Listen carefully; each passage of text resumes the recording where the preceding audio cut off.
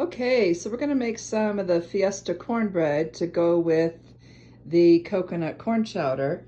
And the recipe calls for cornmeal, flour, baking soda, baking powder, sea salt, tarragon, corn, applesauce, maple syrup or another sweetener, and 1.5 cups of plant milk.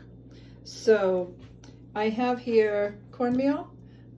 This is the applesauce that I have on hand, and I've made the cornbread with this pumpkin spice applesauce, and it turns out really good.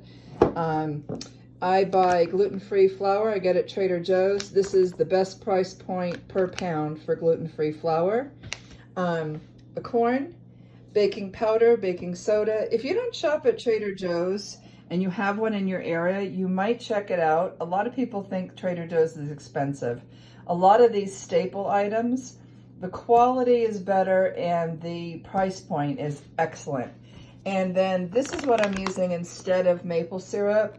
It is allulose and stevia, and it does not raise the glycemic index, and it subs out 1-for-1 anything you'd use for sugar. So, and then it also calls for some dried tarragon, and we're going to mix up all the dry ingredients first and then all of the wet ingredients, and we'll be right back. Here I have all the dry ingredients, which is a cup of cornmeal, cup of flour. I use the gluten-free, baking powder, baking soda, sea salt, and tarragon. And then in here are all the wet ingredients. And this is the corn, the plant milk, applesauce, and it called for 2 tablespoons of maple syrup. I used the allulose sweetener, and I put that in here with the dry ingredients. So all this is mixed up, and we're going to add the wet ingredients into the dry and mix it all together. So now all the wet and dry ingredients are mixed together. Full disclosure, I added a little bit more corn because I like more, and this is really good with jalapeno in it, but I used all the jalapeno I had because I just made some coconut corn chowder, and it all went in there. So I cook mine in a cast iron skillet. It turns out really, really, really good in a cast iron. I don't cook with oil, but I do use a little bit of coconut oil cooking spray just to coat the pan so it doesn't stick.